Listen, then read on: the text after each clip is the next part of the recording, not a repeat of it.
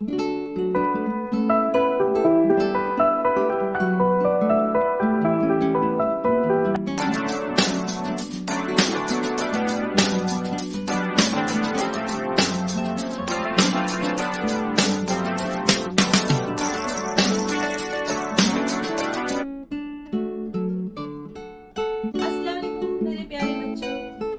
मिलकर बहुत खुशी हो रही है। प्यारे बच्चों, वेलकम टू बृहन्मुंबई महानगर पालिका online education MCGM virtual classroom में आपका स्वागत है, खुशामदीद है, खैर मकदम है। और मैं हूँ आपकी मौलिमा शेख आमीना सिराजुद्दीन। तो चलिए शुरू करते हैं आज का सेशन। प्यारे बच्चों, आज हमने जो वीडियो देखा है, जो कुछ भी सीखा है, उम्मीद है आपको समझ में आया होगा। अगर आपको समझ में नहीं आया है तो आप दोबारा इसको देख सकते हैं। ये लिंक जो है YouTube की लिंक है, आप इसको YouTube पर बार बार भी देख सकते हैं। आप देखिए, प्रैक्टिस कीजिए, समझिए और जो भी आपको होमवर्क दिया गया है आप अपने क्लास टीचर से चेक करवाइए। तो फिर मिलते हैं अगले सेशन में। तब तक के लिए अल्लाह हाफिज।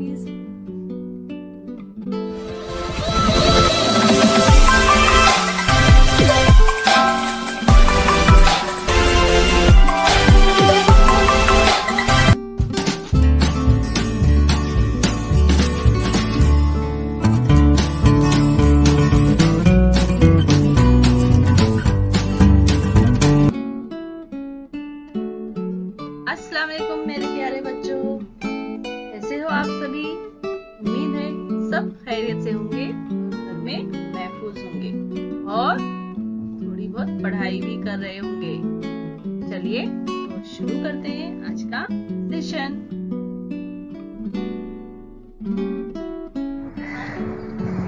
बिस्मिल्लाहिर्रहमानिर्रहीम।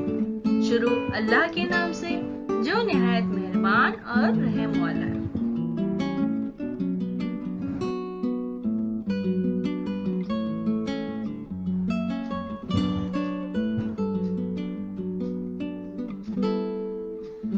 मैं हूँ आपकी मौलिमा शेख आमीना सिराजुद्दीन।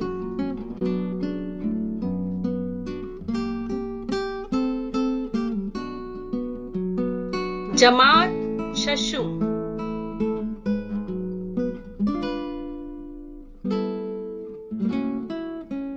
मजमून उर्दू।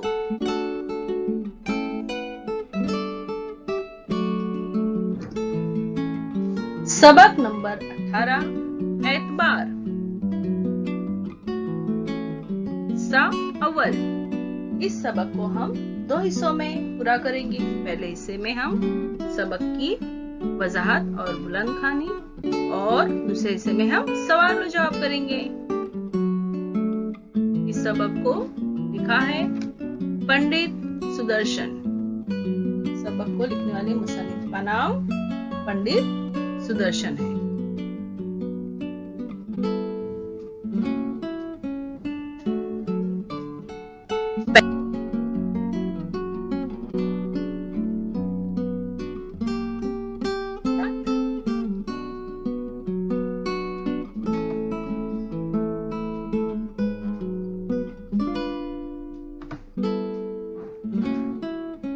खलीफा हजरत उमर रजी अल्लाह ताला अन्हु के जमाने में एक शख्स कत्ल के जुर्म में गिरफ्तार हुआ। जब उसे आपके सामने पेश किया गया तो उसने अपने जुर्म का इकरार कर लिया। खलीफा ने उसे सजाए मौत दी। मुजरिम ने वो सजा कबूल कर ली, मगर उसने हजरत उमर रजी अल्लाह ताला अन्हु से 3 दिन की मोहलत मांगी। उसके बाप ने मरते वक्त कुछ सोना अपने छोटे बेटे के लिए मुजरिम के सुपुर्द किया था, जिसे लौटाना चाहता था। हजरत उमर रजी अल्लाह ताला अन्हु ने मुजरिम से जामीन मांगा तो हजरत अबू जर गफारी रजी अल्लाह ताला अन्हु ने उसकी जमानत कबूल कर ली। तीसरे दिन शाम होने तक अगर मुजरिम लौट कर ना आता तो उसकी जगह अबू जर गफारी को मौत की सजा हो जाती।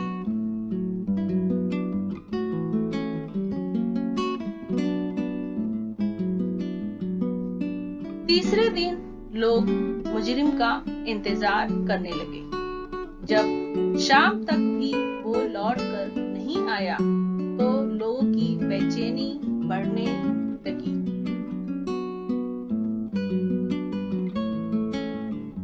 कि शायद अबू जर गफारी रजी अल्लाह ताला अन्हु को सजा हो जाए, मगर वो शख्स घोड़ा दौड़ाता हुआ आ पहुंचा।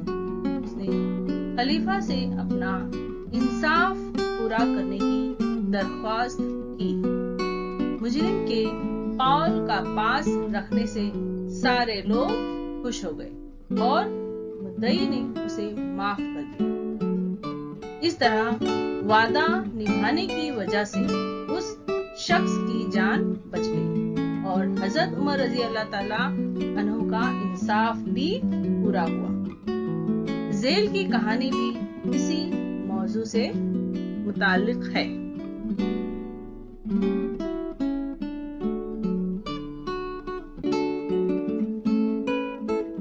जान पहचान। चलो बच्चों, हम मुसन्निफ से जान पहचान कर लेते हैं। इस कहानी के मुसन्निफ सुदर्शन का असल नाम पंडित बद्रीनाथ है। वो सन 1896 में दयालकोट में पैदा हुआ। अपने अहद के कामयाब अफसाना निगारों में उनका शुमार होता है। उनके अफसानों में समाजी मुतवस्सित तबके के लोगों की जिंदगी को पेश किया गया है। आसान जबान उनके अफसानों की खास खूबी है। उनकी अहम तसानीफ चंदन, बहारिस्तान, मोहब्बत का इंतकाम, चंदन, बहारिस्तान, मोहब्बत का इंतकाम, सदाबहार फूल वगैरह हैं। पंडित सुदर्शन का इंतकाल 16 नवंबर 1967 को मुंबई में हुआ।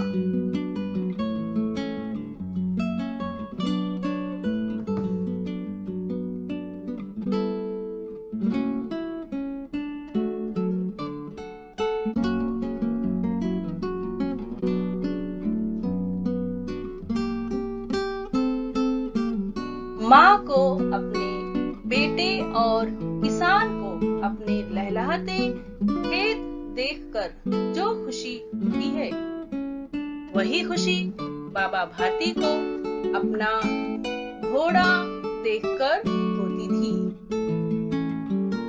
घोड़ा बहुत खूबसूरत था।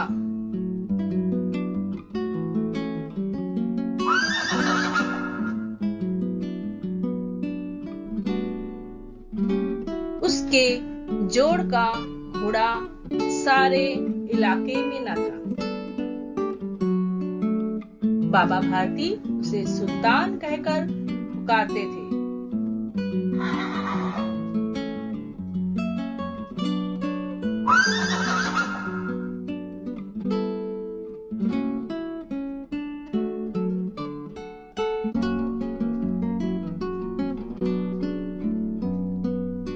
अपने हाथों से मालिश करते, खुद दाना खिलाते और देख देख कर खुश होते थे। उन्होंने रुपया, माल, असबाब और जमीन वगैरह सब कुछ छोड़ दिया था। यहाँ तक कि उन्होंने शहरी जिंदगी से भी नफरत हो गई थी। अब गांव से बाहर वो एक छोटे से मंदिर में रहते और पूजा करते थे।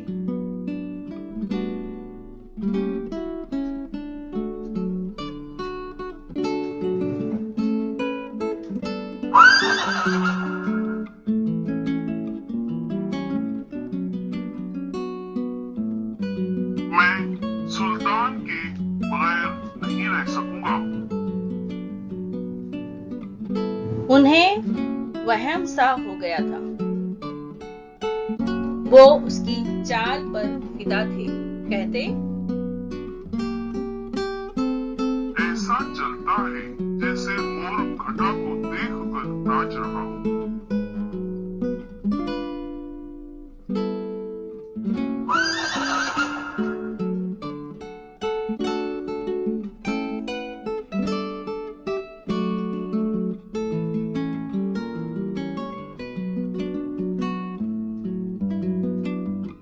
जब तक शाम के वक्त सुल्तान पर सवार होकर 8-10 मील का चक्कर ना लगा लेते, उन्हें चैन ना आता।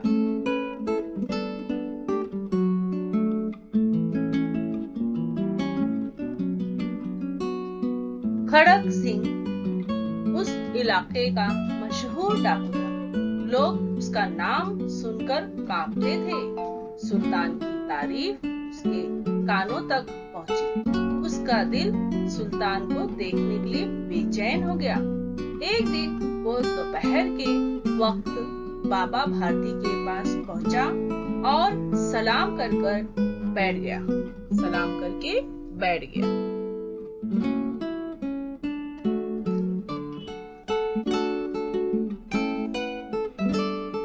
बाबा भारती ने पूछा, खड़क सिंह, क्या हाल है? खड़क सिंह ने सर झुकाकर जवाब दिया, आपकी दुआ से चाहूं। कहो इधर कैसे आई? सुल्तान की चाह खींच गई। बहुत दिनों से तमन्ना थी, आज हाजिर हो सका हूँ।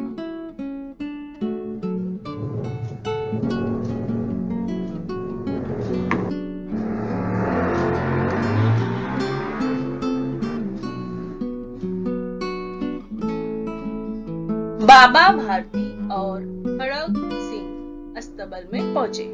बाबा ने घोड़ा दिखाया घमंड से। खड़क सिंह ने घोड़ा देखा हैरत से। उसने सैकड़ों घोड़े देखे थे, लेकिन ऐसा बांका घोड़ा उसकी नजर से कभी ना गुजरा था।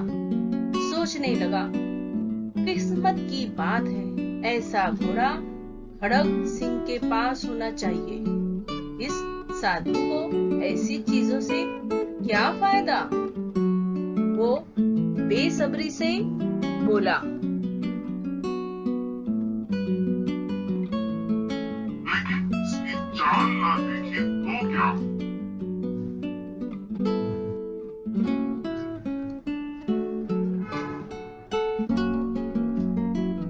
बाबा घोड़े को खोल कर बाहर ले आए। उसकी चाल देखकर खड़क सिंह के सीने पर सांप लौट गया। वो डाकू था और जो चीज उसे पसंद आ जाए उस पर वो अपना हक समझता था। जाते जाते उसने कहा, बाबा जी, मैं ये घोड़ा आपके पास ना रहने दूंगा।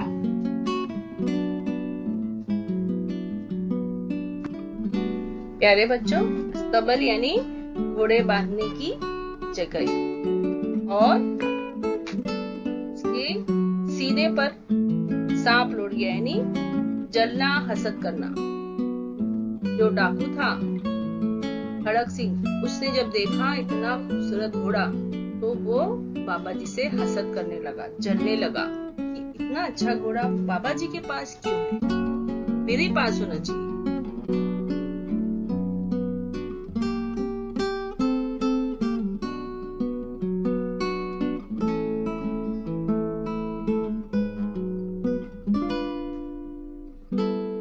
बाबा भारती डर गए।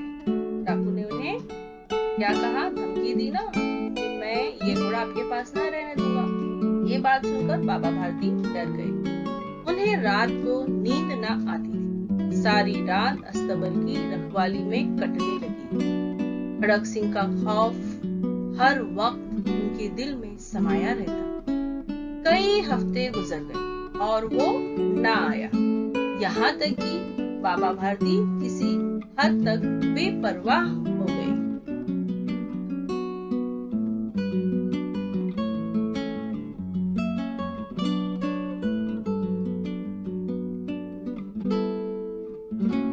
एक दिन शाम का वक्त था।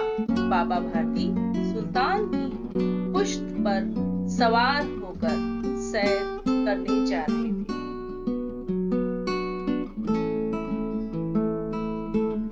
अचानक एक तरफ से आवाज आई,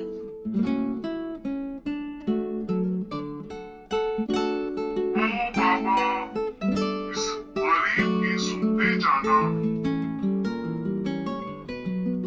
आवाज में दर्द था। बाबा ने घोड़ा रोक लिया। देखा एक अपाहिज दरख्त के साये में बैठा कराह रहा है। अपाहिज यानी माजूर था वो, और दर्द से कराह रहा था। बोले क्या बोले बाबा ने? क्यों? तुम्हें क्या दुख है?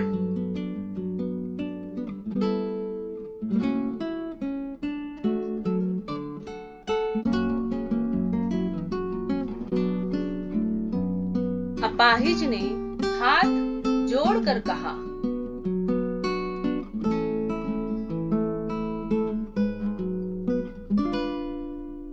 बाबा, मुझ पर रहम करो। मेरा गांव यहाँ से 3 मील दूर है। मुझे वहाँ जाना है। घोड़े पर चढ़ा लो, खुदा तुम्हारा भला करेगा।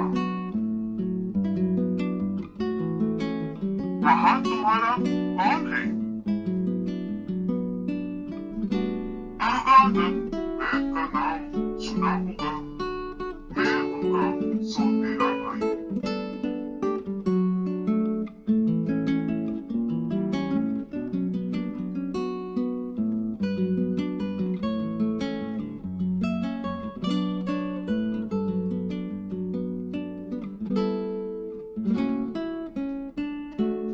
बाबा भारती ने घोड़े से उतरकर अपाहिज को घोड़े पर सवार किया और खुद उसकी लगाम पकड़कर धीरे धीरे चलने लगे। अचानक उन्होंने एक झटका सा लगा और लगाम हाथ से छूट गई। उनकी हैरत की इंतहा न रही जब उन्होंने देखा कि अपाहिज घोड़े की पुश्त पर तन कर बैठा है और घोड़े को दौड़ाए लिए जा रहा है। उनके मुंह से चीख निकल गई। ये अपाहिज डाकू खड़क सिंह था।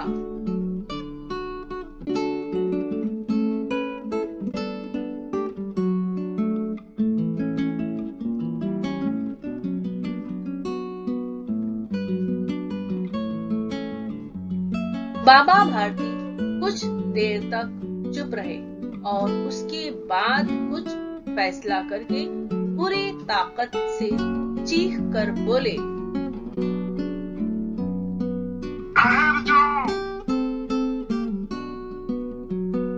खड़क सिंह ठहर गया। बाबा ने कहा,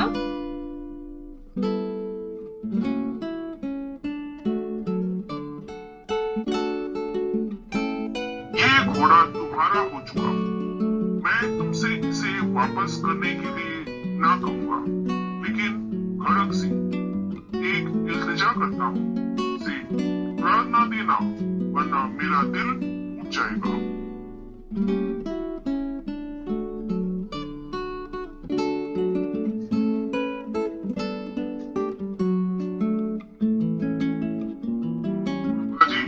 हुक्म दीजिए, मैं आपका गुलाम हूँ।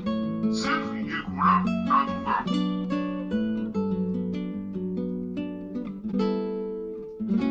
अब घोड़े का नाम ना लो। मैं तुमसे उसके बारे में कुछ ना कहूँगा। मेरी गुजारिश ये है कि इस वाकये का कहीं जिक्र ना करना।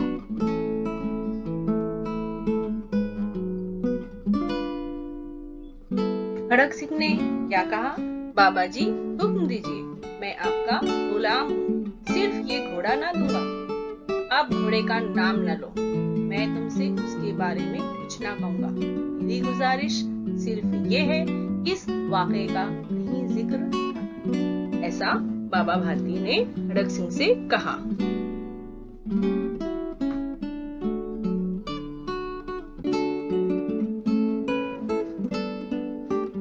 खड़ग सिंह का मुंह हैरत से खुला रह गया। उसका ख्याल था कि इस घोड़े को लेकर यहाँ से भागना पड़ेगा, लेकिन बाबा भारती ने खुद ही उससे कहा, इस वाकये को किसी से बयान ना करना। इसका क्या मतलब हो सकता है? खड़ग सिंह ने बहुत सोचा, बहुत सर मारा, लेकिन कुछ ना समझ सका। बहुत सर मारा मतलब उसे सोचा, गौर किया, फिक्र किया, लेकिन उसको समझ ही नहीं आया क्या इस जुमले का मतलब क्या है, इस बात का मतलब क्या है।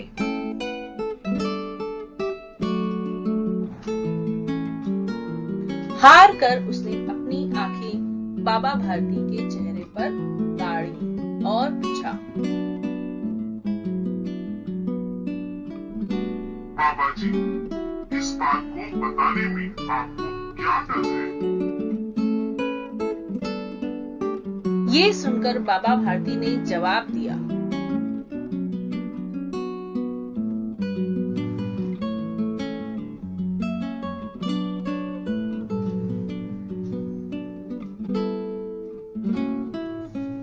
लोगों को अगर इस वाकये का इल्म हो गया तो वो किसी गरीब अपाहिज पर भरोसा ना करेंगे।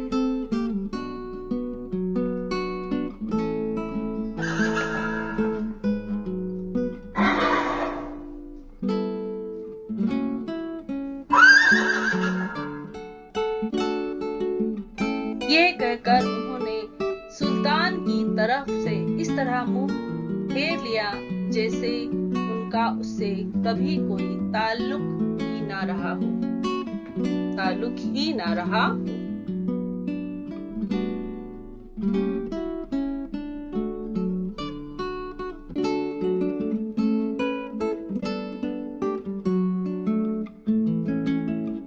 बाबा भारती चले गए, लेकिन उनके अल्फाज खड़ग सिंह के कानों में गूंज रहे थे। सोचता था, कैसा नेक ख्याल है, कितना पाक जज्बा है। उन्हें इस घोड़े से मोहब्बत थी। उसकी रखवाली में वो कई रात नहीं सोए, लेकिन आज उनके चेहरे पर रंज व गम का निशान तक नहीं था। उन्हें सिर्फ ये ख्याल था कि कहीं लोग गरीबों पर भरोसा करना ना छोड़ दें। ऐसा इंसान नहीं, फरिश्ता है।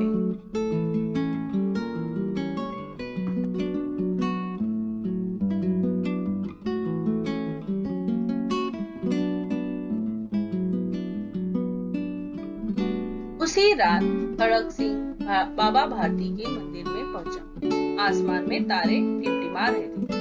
मंदिर के अंदर गहरा सुकूत था, सुकूत यानी खामोशी। खड़ग सिंह सुल्तान की लगाम पकड़े हुए था। वो आहिस्ता आहिस्ता अस्तबल के फाटक पर पहुंचा। फाटक खुला पड़ा था। कभी बाबा भारती लाठी लेकर खुद पहरा देते थे, लेकिन आज किसी की चोरी, किसी डाके का खौफ न था। खड़ग सिंह ने आगे बढ़कर सुल्तान को उसकी जगह पर बांध दिया और बाहर निकलकर आहिस्ता से फाटक बंद कर दिया।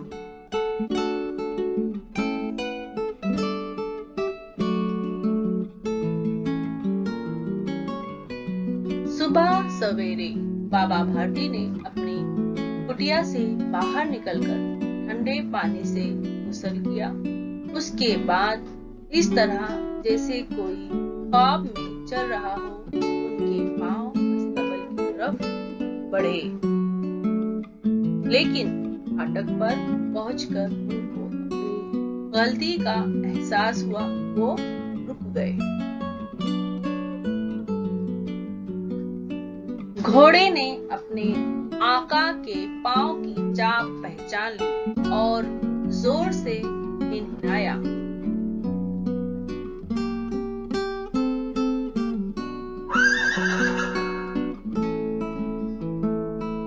अब बाबा भारती हैरत और खुशी से दौड़ते हुए अंदर घुसे और अपने प्यारे घोड़े के गले से लिपटकर इस तरह रोने लगे जैसे कोई बाप बहुत दिन के बिछड़े हुए बेटे से मिल रहा हो।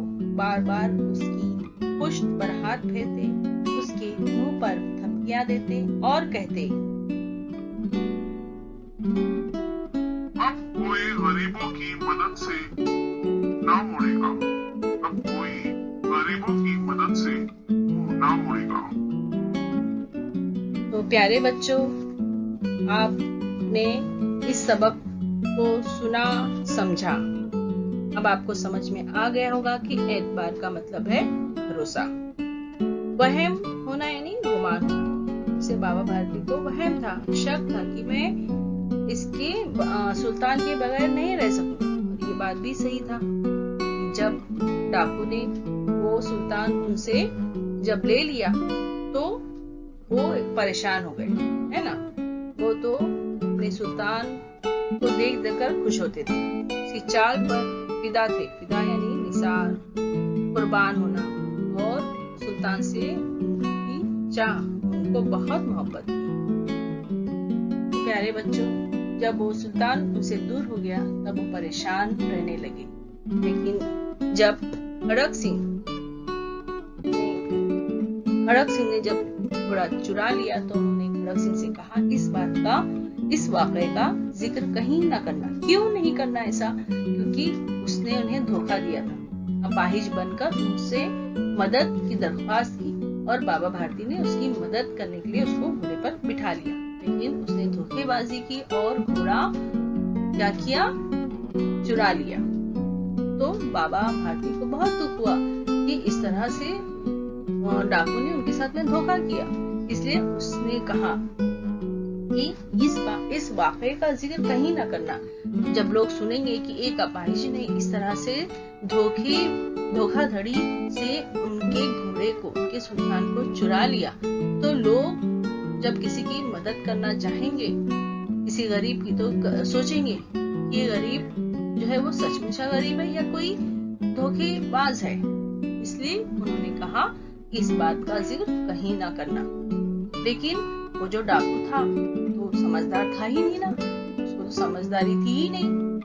तभी तो डाकू था ना, तभी तो चोरियां करता था। उसे क्या पता दुख क्या होता है। कोई अपनी प्यारी चीज को चुरा ले तो कितना तकलीफ होता है। अगर उसको ये समझता तो वो चोरी क्यों करता था, डाका क्यों डालता था। और वो सोचते सोचते जा रहा था कि अचानक जब बाबा भारती ने कहा कि कोई गरीब की मदद नहीं करेगा, तब बाद में उसको समझ में आया कि मैंने जो किया है वो काम बहुत ही खराब काम है। ये मैंने अच्छा नहीं किया। इस तरह से गरीब बनकर धोखा दिया। और ये इंसान, उसे घोड़ी की परवाह नहीं है, बल्कि लोगों का भरोसा गरीबों पर से उठ जाएगा। लोग गरीबों की मदद नहीं करेंगे, इसका उन्हें दुख था। और ये सोचते सोचते फिर वो रात को क्या किया, वापस सुल्तान को उसकी जगह पर जाकर बांध दिया, ताकि ये जो कुछ हुआ था ये सब खत्म हो जाए। और बाबा भारती वो जो थे, उन्हें जब पता चल गया कि मेरे पास सुल्तान नहीं है, तो वो क्या कर रहे थे, वो बिल्कुल भी मतलब उसकी फिक्र नहीं कर रहे थे कि कोई मेरे सुल्तान को चुरा लेगा। पहले रखवाली करते थे ना रात भर। वो जब सुबह में उठे तो पहले नहाए, गुस्ल किया, उसके बाद अचानक जैसे उनका मामूल था रोज का, वो सुल्तान से मिलने जाया करते थे। तो आहिस्ते से जब जाने लगे, लेकिन उनके कदम रुक गए। क्यों? क्योंकि उन्हें याद आ गया सुल्तान अब यहाँ है ही नहीं, उसे तो डाकू ले गया। लेकिन अचानक घोड़े की आवाज आई और वो एकदम हैरत और खुशी से अस्तबल की तरफ भागे और देखा कि सुल्तान तो अस्तबल में मौजूद है। और फिर उन्होंने उसको गले से लगा लिया और उनकी समझ में आ गया कि डाकू भी समझ गया है कि धोखेबाजी जो है वो अच्छी बात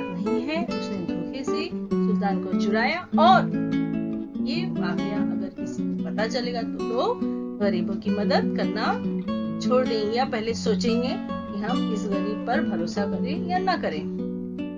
लेकिन जब उन्होंने सुल्तान को गले लगाया, उनकी आंखों से आंसू बहने लगे और उसको प्यार करने लगे और कहने लगे अब कोई गरीबों की मदद से ना मुड़ेगा। प्यारे बच्चों, गरीबों की मदद हमें करना ही चाहिए, है ना। और ये कहानी से हम यही सीखते हैं कि हमें किसी के साथ धोखाबाजी नहीं करना है। समझिए प्यारे बच्चों।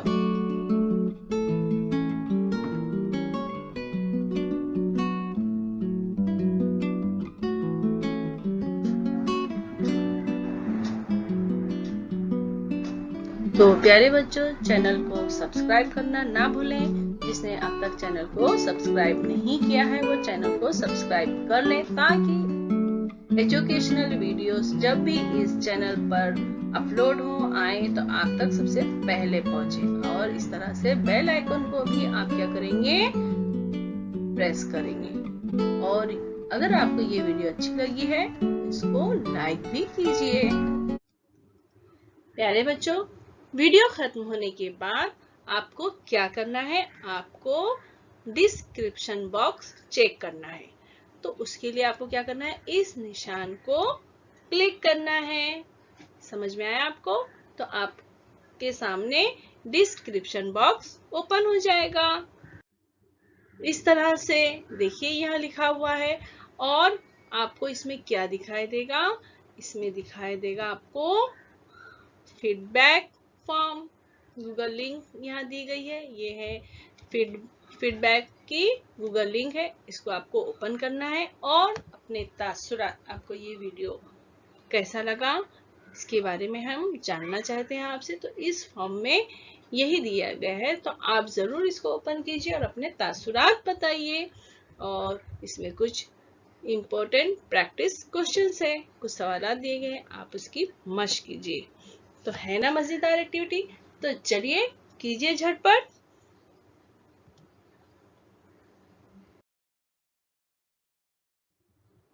और बच्चों, आपको क्या करना है, ये जो वीटीसी का चैनल है, वर्चुअल का चैनल है, आपको इसको करना है सब्सक्राइब, ताकि जब भी कोई भी नया एजुकेशनल वीडियो इस चैनल पर अपलोड होगा तो आप तक सबसे पहले पहुंचेगा। और आपको अगर ये वीडियो अच्छी लगी है तो आप उसको क्या करेंगे, लाइक करेंगे। इस तरह से प्रेस करेंगे लाइक का बटन, नीचे थंब का इस तरह से निशान है, उसको आप प्रेस कीजिए तो वो वीडियो लाइक कीजिए। और वीडियो को शेयर कीजिए अपने साथियों को, ताकि वो भी इस वीडियो से फायदा उठा सके, अपनी मालूमात में इजाफा कर सके।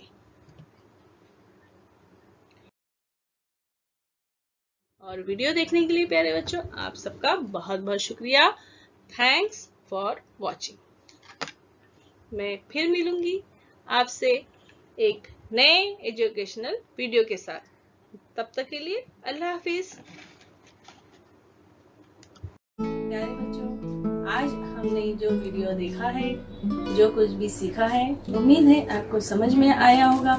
अगर आपको समझ में नहीं आया है तो आप दोबारा इसको देख सकते हैं। ये लिंक जो है YouTube की लिंक है, आप इसको YouTube पर बार बार भी देख सकते हैं। आप देखिए, प्रैक्टिस कीजिए, समझिए, और जो भी आपको होमवर्क दिया गया है आप अपने क्लास टीचर से चेक करवाइए। तो फिर मिलते हैं अगले सेशन में, तब तक के लिए अल्लाह हाफिज।